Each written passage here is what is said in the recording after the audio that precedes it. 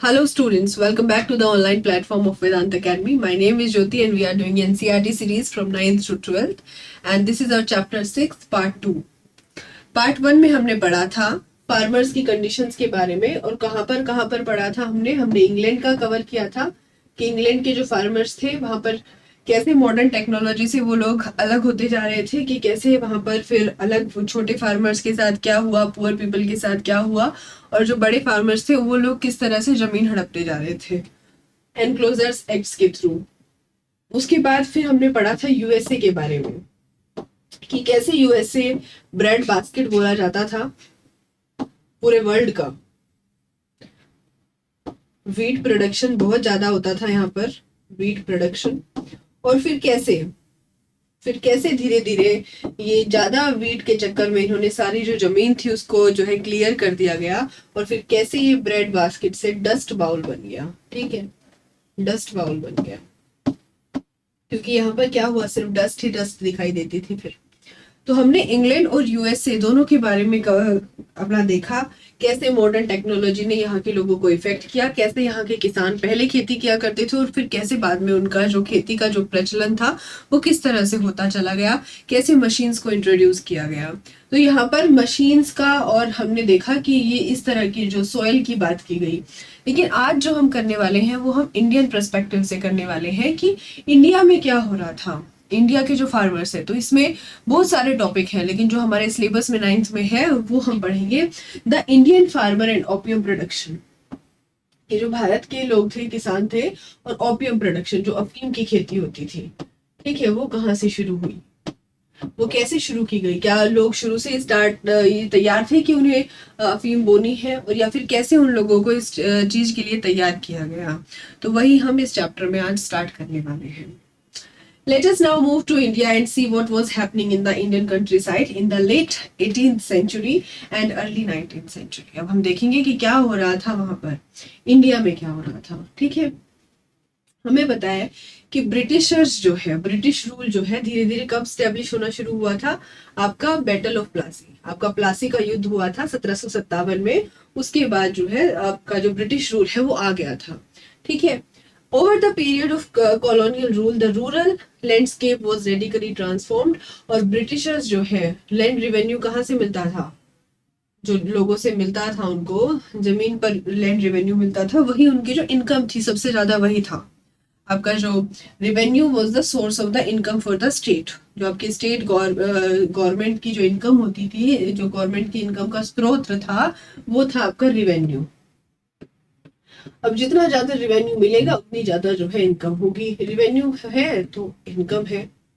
ठीक है, तो उन्होंने भी क्या करना शुरू कर दिया कि भाई आप ज्यादा से ज्यादा फार्म्स पे जो है खेती करो और लैंड रेवेन्यू मिलेगा। तो उन्होंने एक सिस्टम बनाना शुरू कर दिया ऑफ लैंड रेवेन्यू, इंक्रीज कर दिए गए रेवेन्यू के रेट्स को और जो एरिया अंडर कल्टीवेशन था उसको एक्सपेंड कर दिया गया।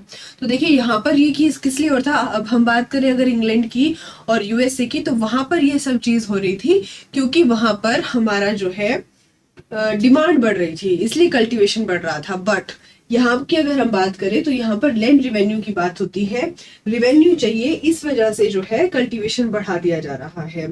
फॉरेस्ट और जो पास्चर्स है वो डिक्लाइन हो गए हैं।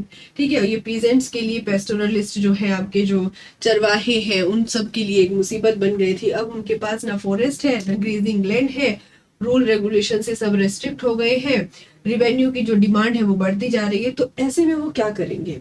अब ये किसान की हालत क्या थी, वहां के जो पेस्टोरलिस्ट लोग थे उनकी हालत क्या हो रही थी वो हमने देखा। अब देखिए कॉलोनियल पीरियड में एक बहुत सारी क्रॉप्स जो थी इंडिया में बोई जाती थी, उसमें आपकी इंडिगो थी, ओपियम थी, ये दो मेजर कमर्शियल क्रॉप थी, मेजर कमर्शियल क्रॉप। ठीक है, उसके बाद धीरे धीरे आपका शुगर केन, कॉटन, जूट और बहुत सारी अलग अलग चीजें जो है बोई जाने लगी। Sugar cane, cotton, jute, wheat and several other crops for export, आपके एक्सपोर्ट के लिए। ठीक है, और किसकी डिमांड बढ़ रही है, यूरोप में। ठीक है, यूरोप की जो डिमांड है उन सब चीजों के लिए। और फिर जो आपके जो लैंकशायर और मैनचेस्टर में जो कपड़ों की मिलें हैं, वहां पे जो कॉटन की सप्लाई कर रही है उसके लिए भी यहाँ पर बोए जा रही है। तो इस तरह से कैसे कैसे जो है जो कल्टीवेटर्स है इंडिया, उन्होंने कैसे रिस्पोंड किया जब modern world of international commerce and trade उनके साथ आ गया, उनके देशों में आ गया, हमारे देश में आ गया, तो इन्होंने फिर कैसे उनके साथ कॉप अप किया, वो सब हम पढ़ेंगे। A taste for tea, the trade with China. ठीक है, अब चाय के बारे में बात करेंगे हम, तो हमें अपना इंडिया का जो है डिमांड जो बढ़ी ओपियम की, क्योंकि हम यहाँ पर याद रखना हम ओपियम प्रोस्पेक्टिव से बात कर रहे हैं और किसी खेती की हम यहाँ पर बात नहीं कर रहे हैं इस टॉपिक में। ठीक है, तो इसकी जरूरत क्या पड़ी कि जो भारत में इसको जगह मिली कि ये भारत में उगाई जाएगी, तो उसके लिए इस चीज को जानने के लिए हमें थोड़ा सा दूर जाना पड़ेगा, इतना भी दूर नहीं जाना पड़ेगा। चाइना में डिमांड जो है ओपीएम की बढ़ रही थी और कैसे कैसे फिर वो इंडिया से सप्लाई करी जा रही थी, तो उसके लिए हमें थोड़ा सा चाइना के बारे में एक बार देखना पड़ेगा कि उस टाइम पर चाइना के लिंक क्या थे ट्रेड की, अगर हम बात करें तो। Okay, so the history of opium production in India was linked up with the story of British trade with China.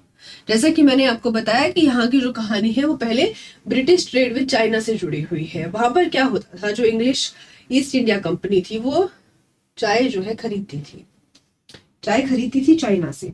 Okay, और सिल्क, चाय और सिल्क कहां से आता था, T and silk from China. कहा जाता था, चाइना टू यूरोप, आप लिख सकते हो उसमें। ठीक है, तो चाइना के साथ ट्रेड किस किस की चीजें की थी, टी एंड सिल्क, और दोनों ही डिमांड में थे यूरोप में। ठीक है, इन 1785 about 15 million pounds of tea was being imported into England. उन्होंने 15 मिलियन पाउंड की चाय खरीदी। 1830 में वो 30 मिलियन पाउंड हो गया। ठीक है, तो जो आपके प्रॉफिट थे ईस्ट इंडिया कंपनी के came to be depend on tea trade. उसके चाय की जो आपकी ट्रेड हो रही थी, चाय का जो व्यापार हो रहा था, तो जो मैक्सिमम प्रॉफिट थे ईस्ट इंडिया कंपनी के वो टी ट्रेड पर डिपेंड करते थे।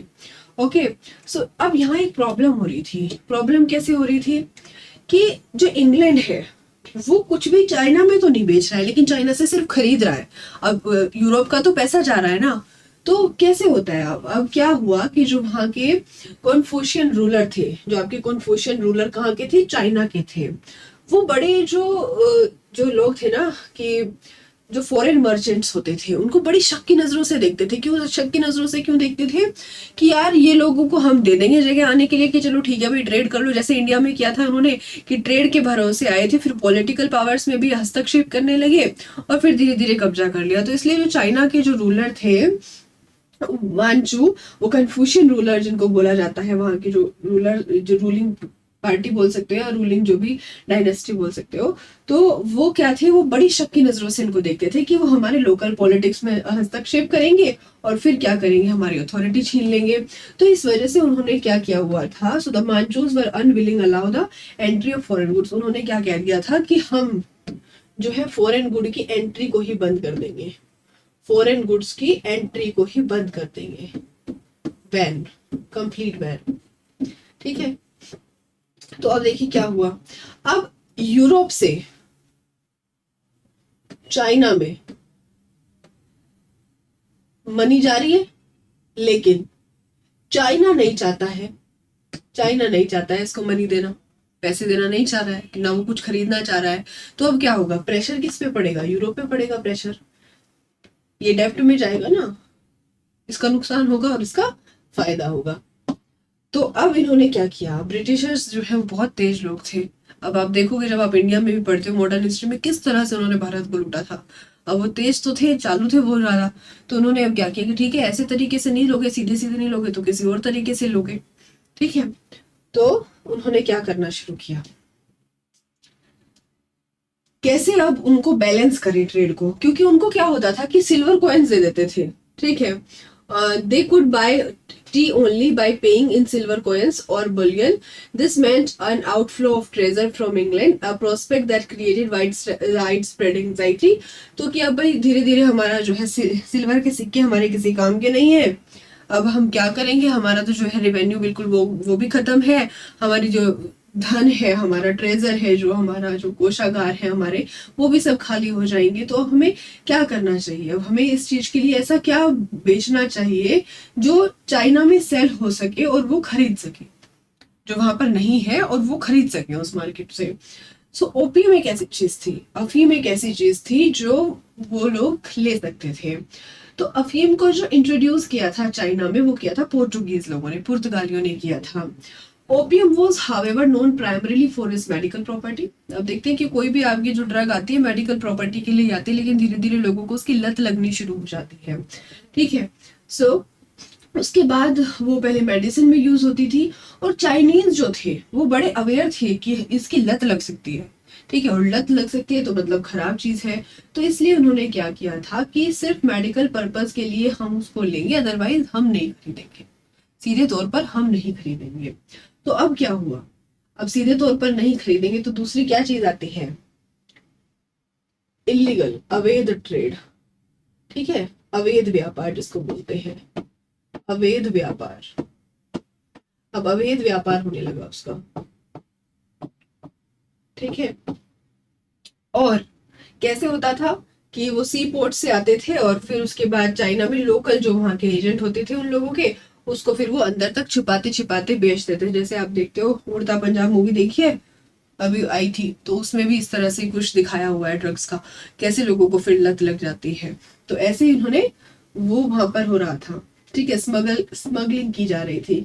कितनी कितनी कि देखिए आप, 10,000 crates were being annually smuggled into China. उसके बाद फिर 15 साल बाद करें तो over 15,000 crates were being unloaded every year. ठीक है, तो कितने ज्यादा बड़े पैमाने पर जो है इलीगल ट्रेड हो रही थी। किस चीज की? Illegal trade of opium. कहां पर हो रही थी? To China. अब एक चीज देखिए आप, इलीगल ट्रेड इतनी हद तक हो रही है, अब उसे बोने के लिए, ओपियम को बोने के लिए भी तो कोई जगह चाहिए। अब उनको समझ आ रहा था कि भाई भारत है ऐसी चीज, यहाँ से भारत की एंट्री होगी। तो फिर क्या हुआ? While the English cultivated a taste for Chinese tea, the Chinese became addicted to opium. अब इंग्लिश जो है वो चाय के दीवाने होते जा रहे थे, जो चाइनीज चाय थी, और जो चाइनीज है वो, उनको लत लग गई थी, वो एडिक्टेड हो गए थे अफीम के। People of all classes took the drug, और कोई भी क्लास है, वो चाहे बड़े हैं, छोटे हैं, ऑफिशियल है, शॉपकीपर है, पेडलर है, आपके आर्मी वाले हैं, वो सब क्या कर रहे थे? सब क्या कर रहे थे? अफीम की लत उनको पड़ गई थी। लिन जिगजू, Special Commissioner at Canton in 1839 estimated that there were over 4 million opium smokers in China. 1839 में उन्होंने एस्टिमेट किया कि वहां पर 4 मिलियन ओपियम स्मोकर्स हैं चाइना के अंदर। ठीक है, तो अब सोच सकते हो आपकी कितनी बुरी हालत जो है, लत उनको लग गई थी। ओके,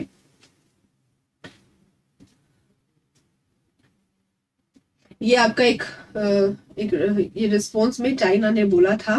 क्या कहा था इन्होंने इसमें कि in 1839 Chinese emperor sent Lin Zexu to Canton as a special commissioner with instruction to stop the opium trade. उन्होंने क्या किया था कि ओपियम के ट्रेड को रोकने के लिए अपने कमिश्नर को भेजा था वहां से। और उन्होंने फिर क्या क्या किस बारे में बात की? ठीक है, उन्होंने अरेस्ट कराया, जब वो गए तो उन्होंने अरेस्ट कराया कि 1600 man involve in the trade and confiscated 11,000 pounds of opium.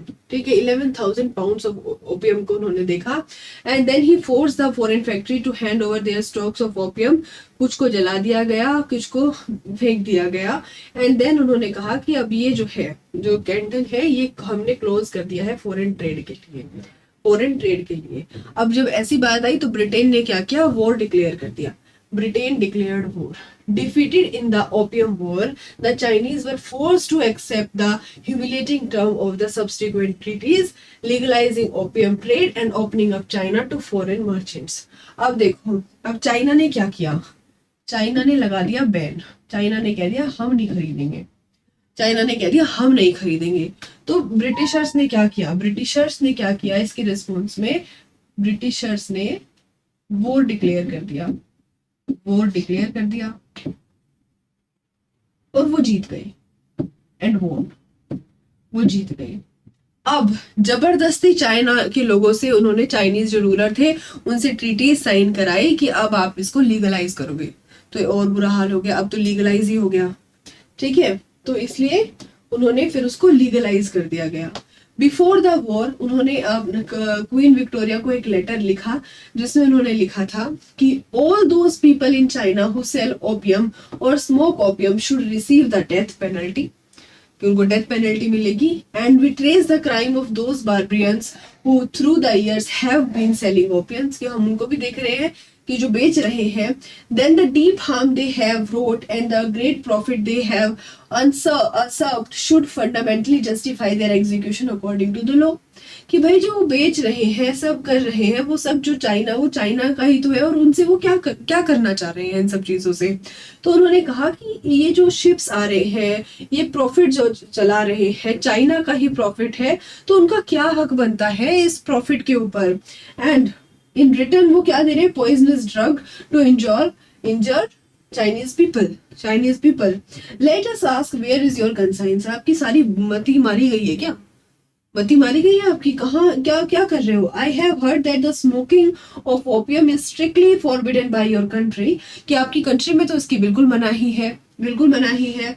This is because the harm caused by opium is clearly understood, इससे हमें पता चलता है कि ओपियम का जो हार्म है वो किस हद तक है। Since it is not permitted to do harm to your own country, then even less should you let it be passed to the harm of other countries, how much less to China. ठीक है, तो मतलब आप क्या क्या बेड़ा गर्क करना चाहते हो क्या, किस तरह से, मतलब तो अब आप सोच सकते हो कि ब्रिटिशर्स जो लोग थे उनकी क्या मानसिकता थी। अपनी कंट्री में बंद किया है लेकिन दूसरों को इसके एडिक्टेड बनाना चाहते हैं। वाई? क्योंकि उन्हें तो भैया पावर पावर मनी सब चाहिए, ठीक है। तो इसलिए वो कुछ भी करते थे, कोई भी पॉलिसी अपनानी हो तो वो कुछ भी करेंगे। सो दिस वॉज कि उन्होंने, मतलब आप इस लेटर से आप एक अंदाजा लगा सकते हो कि कितना बुरा हाल वहां पर था और वो किस स्तर पर उसको रोकना चाहते थे। बट वो हार गए वॉर में और उनको लीगलाइज करना पड़ा इस चीज को। अब लीगलाइज कर दिया तो अब डिमांड भी बढ़ेगी, डिमांड बढ़ेगी तो फिर कैसे होगा। A British doctor in Canton put the figure at 12 million as China became a country of opium addicts. British trade in tea flourished. The returns from opium sale financed the tea purchase in China. अब वो जो चाय खरीदते थे, अब वो जो opium बेचते थे, तो इसलिए उनका सब बाहर से काम चल रहा था, उन्हें अब कुछ अलग से करने की जरूरत नहीं थी। तो अब जो यूरोप का पैसा था वो बच रहा था। अब इतनी ओपियम आएगी कहाँ से? अब इंडिया की एंट्री होती है यहाँ पर, ठीक है, कि अब इंडिया जो है वो आते हैं, इंडियन पीजेंट्स जो है वो आते हैं स्टोरी में। When the British conquered Bengal, they made a determined effort to produce opium in the lands under their control. ठीक है, कि जब वो उन्होंने बंगाल को जीत लिया तो उन्होंने लैंड अपने अंडर ले ली, तो उन्होंने कहा कि भाई हम ओपियम बोएंगे यहाँ पर। एज द मार्केट जो है ओपियम का जो एक्सपेंड हो रहा था चाइना में, तो वो जो है जाएगा वहां से। Before 1767 no more than 500 chest, जिसको ऑफ 2 months बोला जाता है, अ मेजर ऑफ वेट, ये वेट का मेजर होता है, 2 मन आप इसको बोल सकते हो, 2 मन, ठीक है, 2 मन के बराबर होता था ये नहीं जाएगा। उसके बाद 4 साल के बाद इसको क्वांटिटी को 3 गुना बढ़ा दिया गया। And 100 years later in 1870 the government was exporting about 50,000 chests annually. कितनी ज्यादा मतलब ओपियम पर जो है सप्लाई हो रही थी, ठीक है। और ये जो है बूम करने के लिए एक्सपोर्ट ट्रेड को सप्लाई बढ़ा दी जा रही थी। बट ये इजी नहीं था, क्योंकि अब कल्टीवेटर्स को, जो आपके जो बोने वाले हैं, उनको तैयार कौन करेगा, किस तरह से उनको तैयार करेंगे कि वो अफीम की खेती करें। तो क्योंकि क्या होता था पहले जो है वो लोग अपनी जो जमीन पर बोते थे उसको बहुत अच्छी तरह से रखते थे, और पीजेंट्स की जमीन थी, उनकी जो किसान थे, छोटे किसान, उनकी जमीन भी नहीं थी, तो जमीन भी नहीं थी और फिर उनको लीज पे लेनी पड़ती थी, तो उनको रेंट भी देना पड़ता था। तो कोई क्यों रिस्क लेगा, और ओपियम की खेती करने के बाद वो फिर किसी और लायक भी नहीं बचेगी। और वहां के लोग दाल ज्यादा बोते थे, जो उनका काम चल रहा था जिससे, तो क्यों वो अफीम की खेती करेंगे भाई। और फिर उसके बाद ये डिफिकल्ट भी प्रोसेस है, क्योंकि उसके जो छोटे छोटे पौधे होते थे उनका ध्यान रखना पड़ेगा, तो उसमें उनको दूसरी जो क्रॉप्स हैं उसके लिए टाइम नहीं मिलेगा, तो फिर वो किस तरह से काम करेंगे। Finally Finally, the price the government paid to the cultivators for the opium they produced was very low. It was unprofitable for cultivators to grow opium at that price. तो उन्होंने जो है प्राइस भी कम था, तो वो कैसे होंगे? तो 3-4 फैक्टर्स आपके आ गए कि वो तैयार नहीं थे, वो बिल्कुल जो थे वो तैयार नहीं थे, they are not ready to cultivate और टू प्रोड्यूस ओपियम। उसके बाद फिर कैसे उन्होंने, मतलब कैसे अब उन्होंने फिर माइंड सेट उनका बदल दिया, कैसे माइंड गेम खेला और क्या किया? उन्होंने उनकी दिक्कतों से ही सॉल्यूशन उठाए। जमीन नहीं है तो भाई ठीक है, कम रेट पे दे दो, है तो पैसे ज्यादा कर दो, तो ऐसे ही किया उन्होंने। Unwilling cultivators were made to produce opium through a system how in the rural area of Bengal and Bihar there were large number of poor peasants ज्यादा थे, so they have never enough to survive. उनके पास कभी इतना नहीं होता था कि वो survive कर पाए, मतलब enough नहीं होता था. It was difficult for them to pay rent to the landlord or to buy food and clothing. अब उनके लिए ये भी मुश्किल था कि वो लैंडलॉर्ड को रेंट दे, फूड खरीदे और मतलब इस चीज पर काम करे.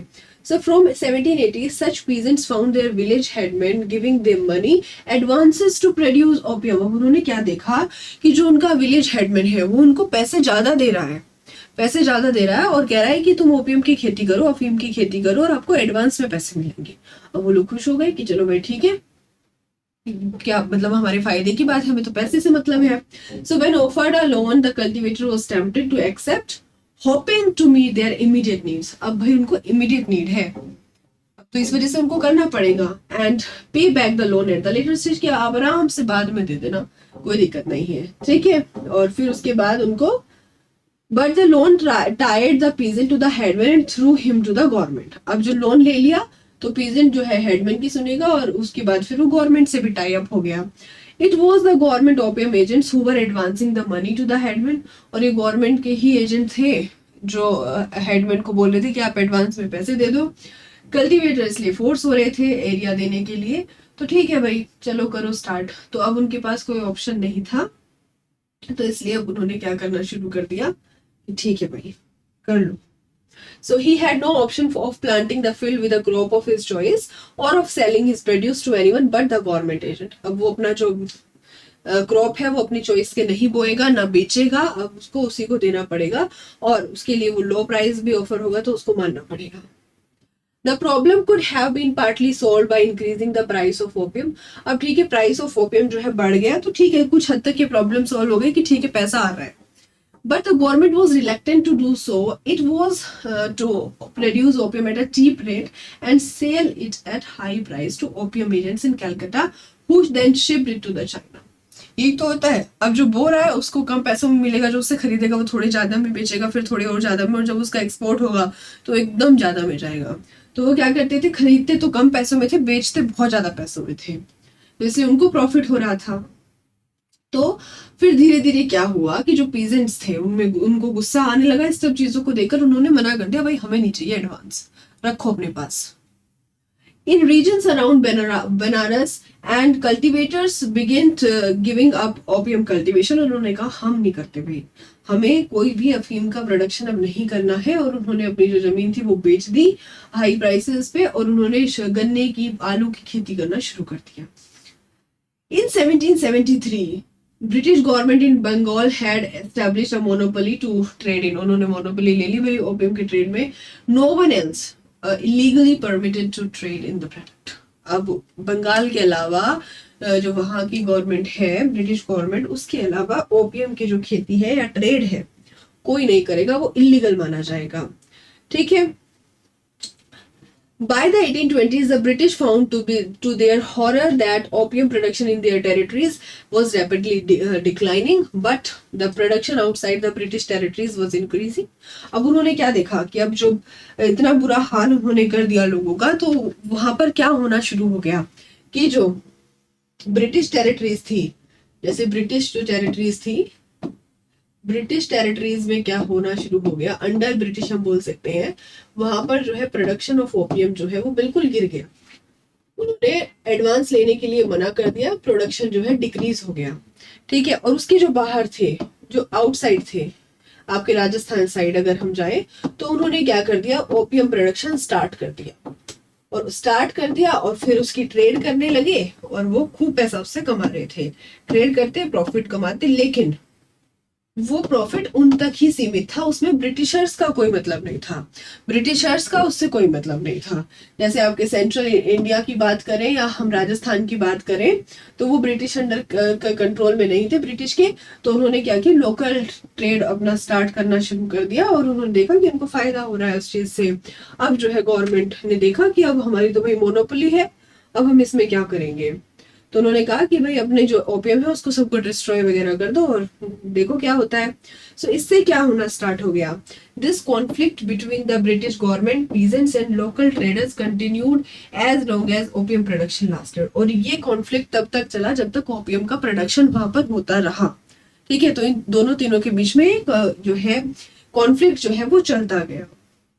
We should not, however, think that the experience of all peasants in colonial India were like those of the opium cultivators. We will read other experience in the later chapter. अब हम इसके बारे में आगे बढ़ेंगे कि क्या एक्सपीरियंस थे पीजेंट्स के इन कॉलोनियल इंडिया। हम इंडिया के पर्सपेक्टिव से वो आगे वाले चैप्टर्स में पढ़ेंगे। ठीक है, तो ये आपका था कि कैसे वहां पर ओपियम प्रोडक्शन के फार्मर्स की हमने बात की है। ठीक है, अब इन सब चीजों का कंक्लूजन, क्योंकि हमें क्या करना पड़ता है, हमें प्रॉब्लम को पहले डिफाइन करते हैं, उसके बाद फिर उसके बैकग्राउंड में जाते हैं, फिर वहां के प्रॉब्लम्स की बात करते हैं, फिर सोल्यूशन की बात करते हैं कि कैसे हो रहा था, और फिर हम एक कंक्लूड करते हैं। इसी तरह से किसी भी क्वेश्चन को आप लिखते हो। अब कंक्लूजन क्या है, इन दिस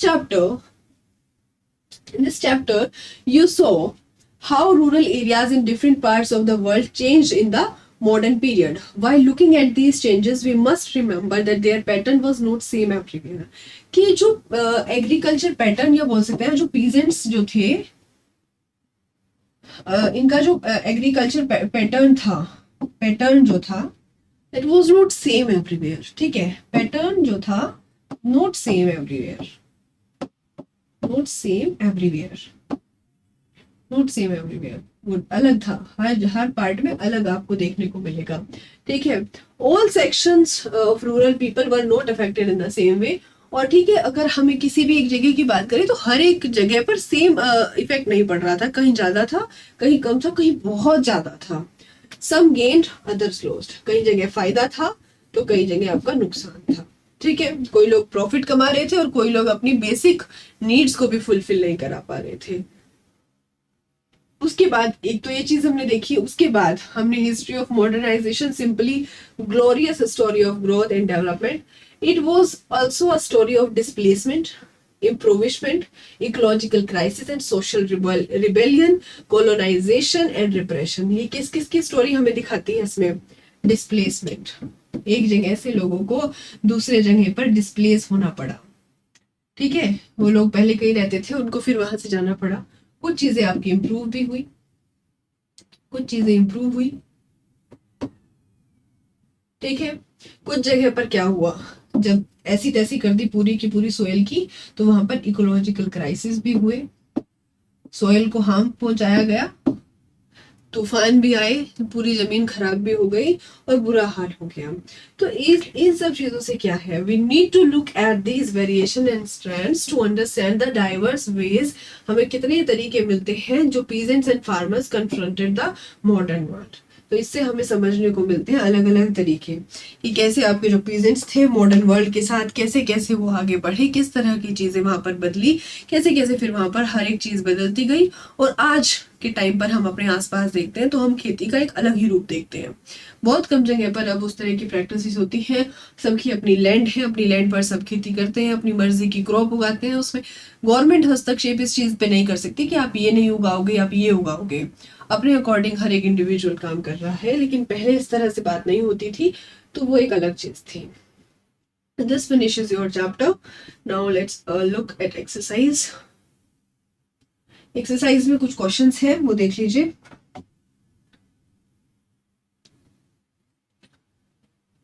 हमें बताना है कि कैसे जो 18th सेंचुरी अगर हम इंग्लैंड की बात करें तो ओपन फील्ड वाला क्या सिस्टम था।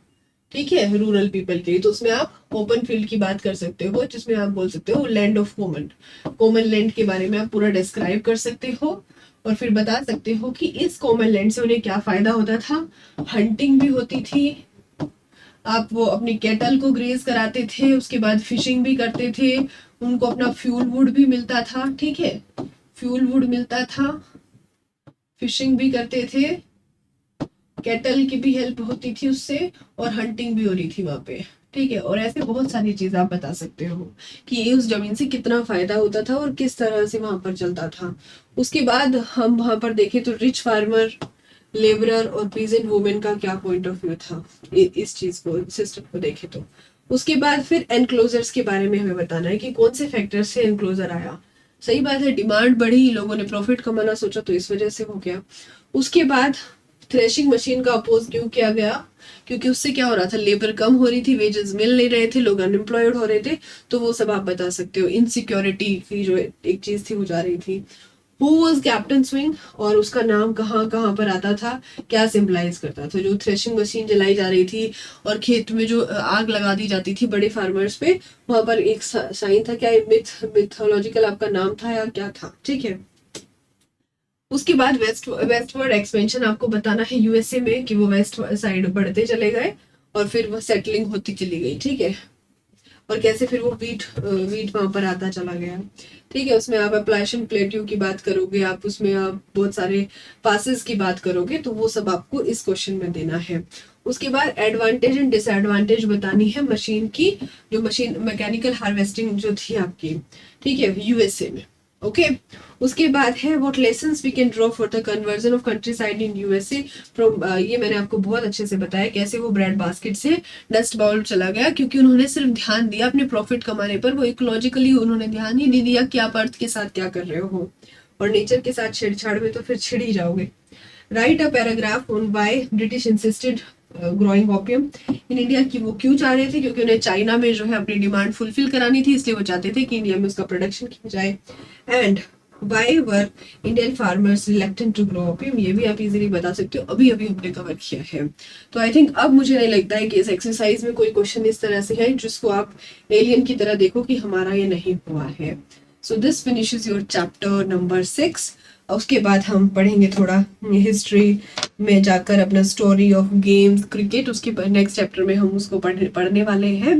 बट ये चैप्टर आपका कंप्लीट हो गया है 2 पार्ट्स में, एंड आई होप कि आपको बहुत अच्छे से समझ आया होगा। और अगर आपको ये समझ आता है और वीडियो अच्छी लगती है, so don't forget to subscribe, comment, share. Thank you, have a nice day.